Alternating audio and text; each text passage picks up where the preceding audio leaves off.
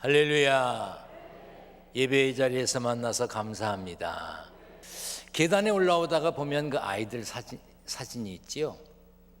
그 중에 세계 여러 나라가 속해 있는데 아프리카 우간다에 쿠미 마을 어린이들이 9명이 있어요. 그 아이들 중에 9명이 있는데 쿠미 마을에서 우리가 이제 먹고 살만 합니다. 이제 우리 동네 아이들은 우리가 기를 테니 이제 그만 도와주셔도 됩니다 하고 연락이 왔어요. 이거 굉장히 좋은 일이에요. 박수 한번 해. 박수. 얼마나 감사한지. 그래서 이 쿠미 마을에 있는 아이들을 돕던 9분은 그 아이들을 안 도와주셔도 됩니다. 그래서 이제부터 돈 안 내도 되겠구나. 아니요, 딴 동네 애들 해드릴게요.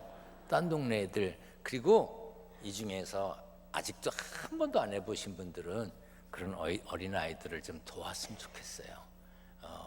오늘 아침에 좋은 소식이 많지요? 예, 옆에 분과 인사합니다. 우리 좋은 소식 나누고 사십시다. 이렇게 인사합니다. 우리 성경을 높이 들고 고백합니다. 높이 듭니다.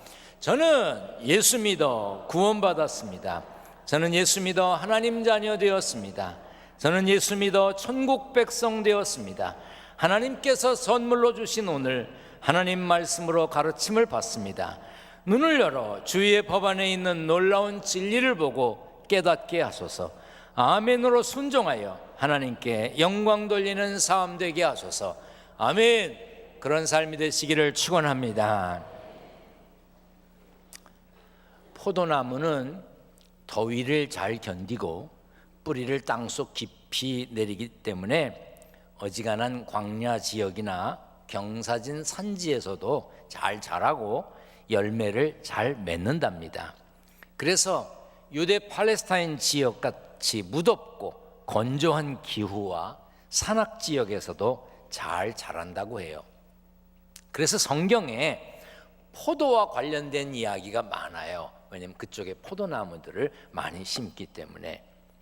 성경에서 포도나무는 이스라엘 백성을 비유하기도 했습니다. 시편 80편에 보면 주께서 한 포도나무를 애굽에서 가져다가 민족들을 쫓아내시고 그것을 심으셨다고 그랬고, 이사야 5장에 보면 무릇 만군의 여호와의 포도원은 이스라엘 족속이라고 했습니다. 포도나무는 가구 재료로 쓸 수 없고 장식품을 만들지도 못한다고 그래요. 단지 열매를 얻기 위해 필요한 나무가 포도나무입니다.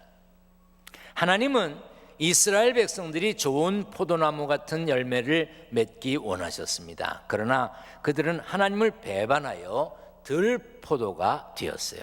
이사야 5장에 보면 땅을 파서 도를 지하고 극상품 포도나무를 심었도다. 좋은 포도 맺기를 바랐더니 들포도를 맺었도다 그랬어요. 이 들포도라는 말은 나쁜 포도를 말하는 것입니다. 풍성하고 아름다운 포도 열매를 맺어야 할 이스라엘은 하나님께 불순종했고 불의를 범하여 들포도, 나쁜 포도를 맺었습니다. 예수님 시대에도 이스라엘은 불에 던져 태워도 무방하다 할 정도로 별 볼 일 없는 존재였습니다. 그러나 예수님은 이스라엘 백성을 대신해서 참 포도나무가 되셨습니다. 오늘 본문 1절에서 예수님은 나는 참 포도나무요 그랬습니다. 여기 참이란 말에는 인간에게 참 생명을 가져다 주는 포도나무란 뜻이 있습니다. 이처럼 예수님은 문자적인 의미로 포도나무가 아니라 영적인 의미에서 참된 생명을 주시는 분이십니다. 그러므로 우리는 참 포도나무이신 예수님 안에 거해야 합니다. 오늘 본문 4절 5절을 다시 한번 다 같이 읽어보겠습니다. 내 안에 거하라. 나도 너희 안에 거하리라. 가지가 포도나무에 붙어있지 아니하면 스스로 열매를 맺을 수 없음같이 너희도 내 안에 있지 아니하면 그러하리라. 나는 포도나무요 너희는 가지라. 그가 내 안에 내가 그 안에 거하면 사람이 열매를 많이 맺나니 나를 떠나서는 너희가 아무것도 할 수 없음이라.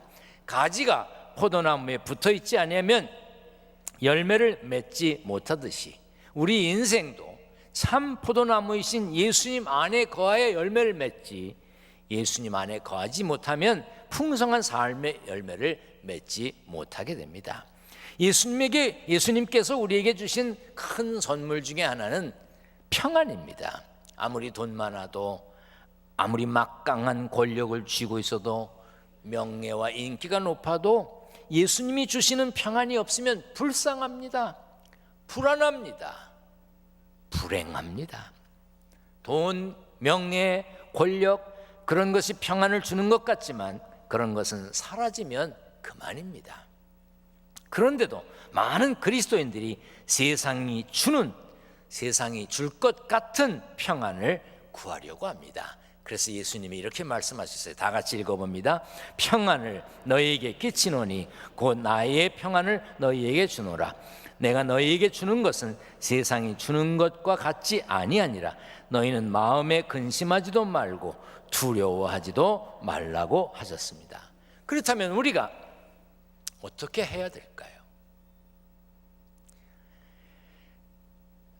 미국의 캘리포니아주에 시에라 네바다 산맥이 있어요. 아주 길게 뻗은 산맥인데 산이 높고 또 그 산에 있는 나무들이 굉장히 큰 나무들이 많습니다.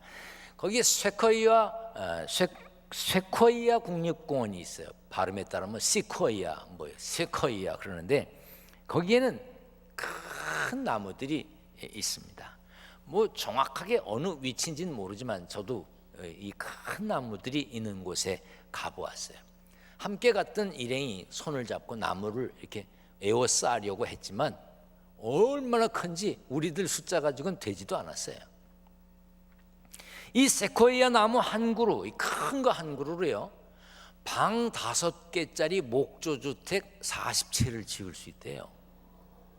그래서 제가 책상에서 이거 잘못 말했다가 큰일 나면 안 될 텐데 그러고 생각해 봤는데 어마어마해. 그래도 뭐 그렇다니 얼마나 나무가 크면 방 5개짜리 나무집 40채를 지을 수 있을까? 그 공원에는 세계에서 가장 크다고 하는 나무가 있는데 제너럴 셔먼이라고 하는 이름을 가진 나무예요. 셔먼 장군이라고 하는 이름을 가진 나무인데 2200살이 돼 있대요. 뭐 나무한테 물어본 건 아니고 요즘엔 다 뭐 그 과학자들이 다 알아볼 수 있잖아요.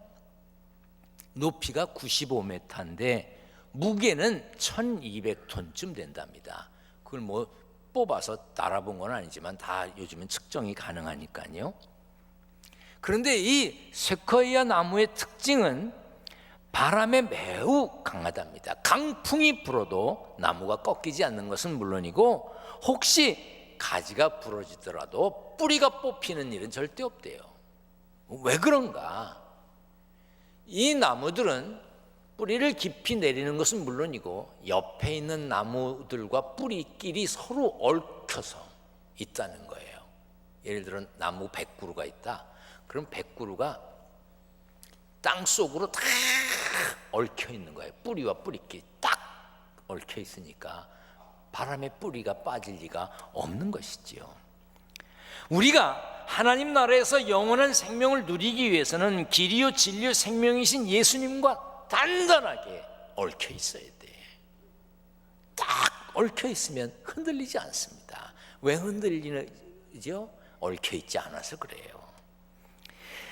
그러므로 예수님과 우리의 관계는 일주일에 한 번 그저 주일에 만나는 정도의 의례적인 그런 관계가 아니라 주님 말씀대로 살고 주님을 모시고 사는, 주님과 딱 엮여 있는 그런 삶이 되어야 합니다.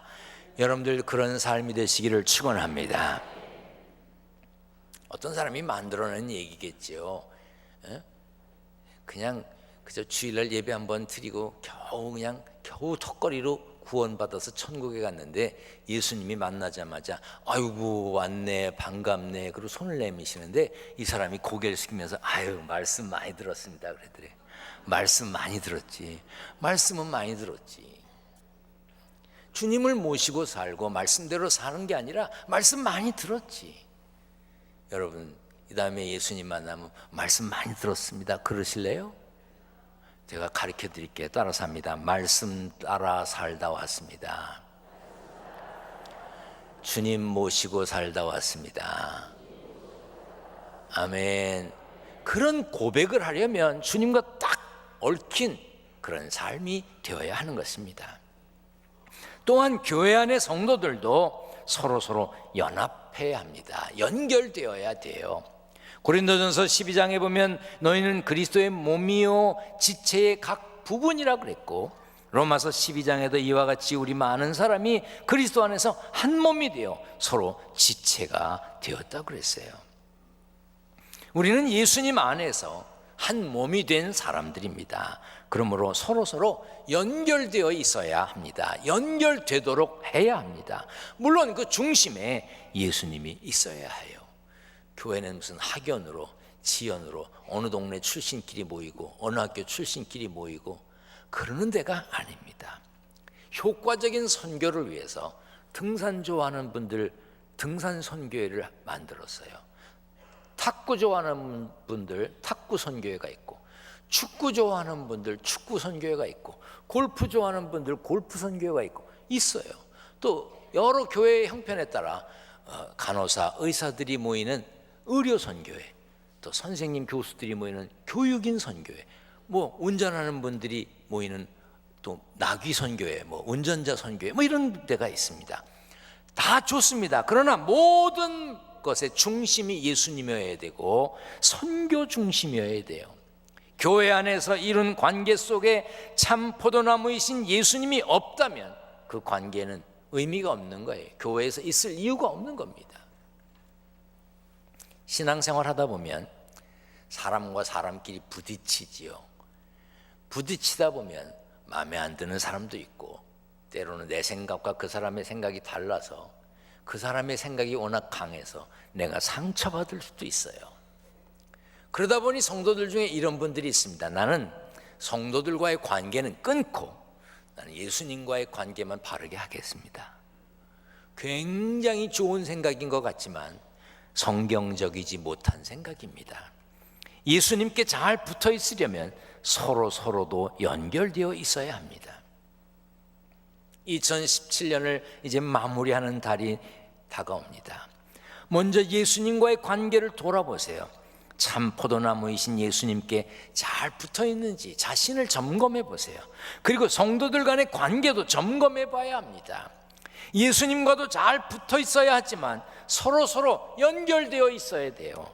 그러려면 참아야 됩니다. 그러려면 넘어가 줘야 돼요. 그냥 못 본 척 하는 것도 있어야 돼. 그러려면 받아들여야 됩니다. 이해해야 돼요. 모든 사람에게는 저도 여러분도 지저분한 곳이 있습니다.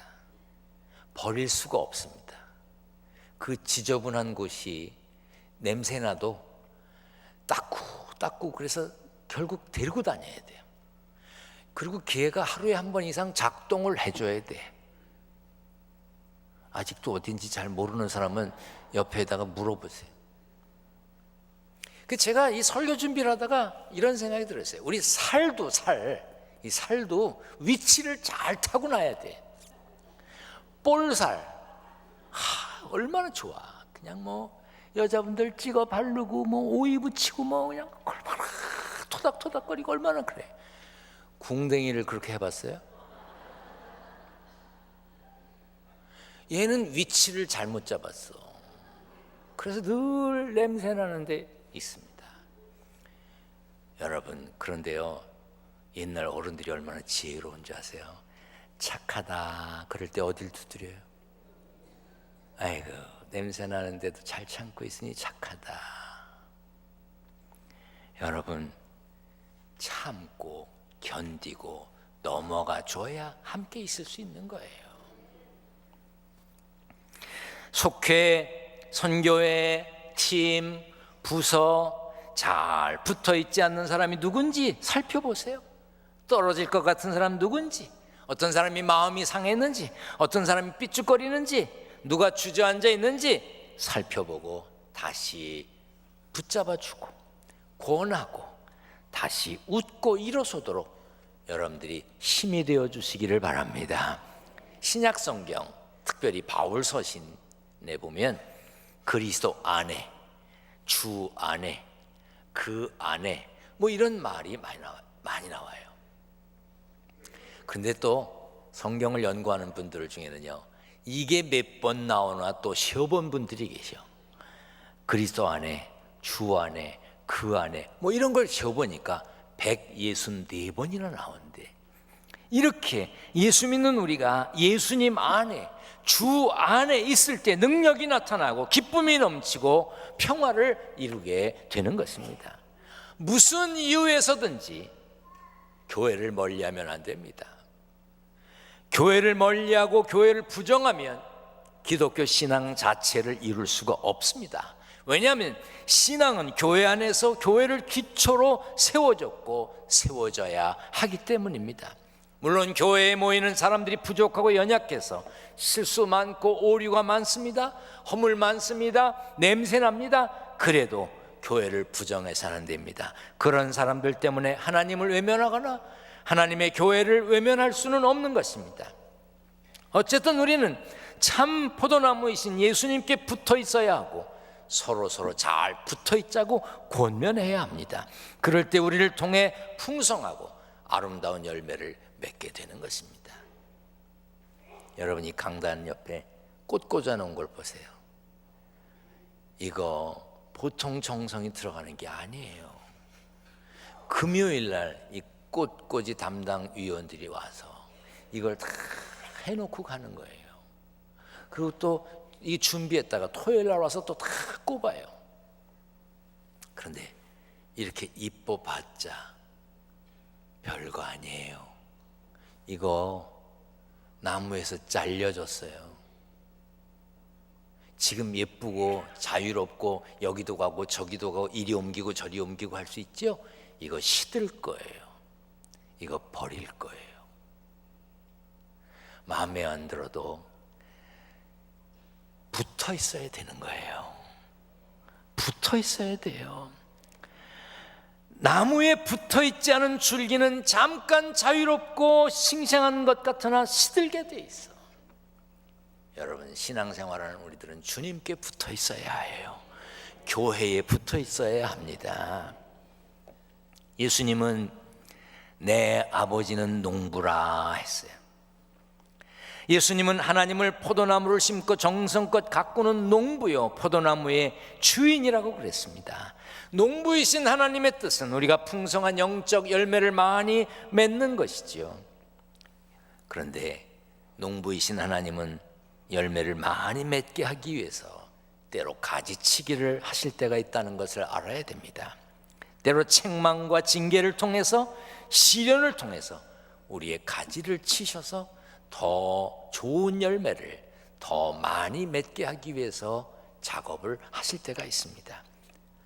히브리서 12장 11절입니다. 다 같이 읽겠습니다. 무릇 징계가 당시에는 즐거워 보이지 않고 슬퍼 보이나 후에 그로 말미암아 연단받은 자들은 의와 평강의 열매를 맺느니라. 그러므로 우리에게 고난과 시련이 찾아오면요, 나를 훈련시키시는구나, 가지치기 하시는구나, 이렇게 생각하고 받아들이고 참아야 합니다. 우리도 영적 가지치기 후에는 더 진한 그리스도의 향기를 풍길 수 있고 더 풍성한 열매를 맺게 될 것입니다. 여러분들 금년의 삶에서 아픔이 있습니까? 상처가 있습니까? 어쩌면 그것도 하나님의 가지치기일 수도 있다는 사실을 기억해야 합니다. 그리고 어떻게 하든지 좋은 열매를 맺기 위해서 애를 써야 합니다. 예수님이 이렇게 말씀하셨어요. 우리 다 같이 읽겠습니다. 이와 같이 좋은 나무마다 아름다운 열매를 맺고 못된 나무가 나쁜 열매를 맺나니 좋은 나무가 나쁜 열매를 맺을 수 없고 못된 나무가 아름다운 열매를 맺을 수 없느니라. 아름다운 열매를 맺지 아니하는 나무마다 찍혀 불에 던져지느니라. 우리는 참 포도나무이신 예수님께 거하는 가지답게 좋은 열매, 아름다운 열매를 맺어야 합니다. 갈라디아서 5장에 보면 성령의 열매를 기록할 때 오직 성령의 열매는 사랑과 희락과 화평과 오래 참음과 자비와 양선과 충성과 온유와 절제니 이 같은 것을 금지할 법이 없다고 했어요. 품위 있는 그리스도인은 선한 열매를 맺기 위해, 성령의 열매를 맺기 위해 노력해야 됩니다. 본문 8절에 보면 너희가 열매를 많이 맺으면 내 아버지께서 영광을 받으실 것이요 너희는 내 제자가 되리라 그랬어요. 우리는 하나님께 영광이 되고 이웃에게 유익이 되고 자신도 만족스러운 열매를 찾아야 되고 그 열매를 맺어야 합니다. 그래야 진정한 제자의 출발점에 서게 되는 것이죠. 예수님과의 관계, 이웃과의 관계, 성도들과의 관계, 가족들과의 관계를 통해서 내가 어떤 열매를 맺었는가, 또한 금년의 삶을 통해서 전도의 열매, 봉사의 열매, 섬김의 열매 맺었는가 한번 살펴보세요. 먼저 사랑했는가, 희락, 기뻐하는가, 화평한가. 사랑이 뭐죠? 남을 위하고 베푸는 이타적인 마음이에요. 희락, 예수님 안에서 기쁨과 즐거움을 갖는 거예요. 화평이 뭐죠? 충돌이 없고 다툼이 없이 평화로운 상태예요. 지금 여기 다투어서 마음이 평안치 못하고 안 쳐다보고 그러는 분이 있습니까? 열매 맺으세요. 화평해야 됩니다. 인내해야 됩니다. 노하기를 더디하고 참는 거, 자비, 도움이 필요한 사람을 불쌍히 여기는 거, 양선, 도덕적으로 뛰어난 상태, 충성, 하나님을 거역하지 아니하고 말씀에 순종하는 거, 온유, 따뜻하고 부드러운 거. 날도 추운데 좀 따뜻하고 부드러워져야죠. 저 좀 보세요. 오늘 여러분들을 만나는 사람들이 여러분 때문에 따뜻함을 느끼길 바랍니다. 사람들 중에 나보고 차다고 차게 보인다 그러는데 뭘 몰라서 그래. 얼마나 따뜻한 사람인데. 응? 따뜻해야 돼. 절제, 자신의 행동을 지배하는 능력 혹은 온전함을 말합니다. 2017년 가정에서, 일터에서, 학교에서, 교회에서 하나님이 기뻐하시는 열매를 맺는 복된 삶의 주인공이 되시기를 축원합니다. 축원합니다.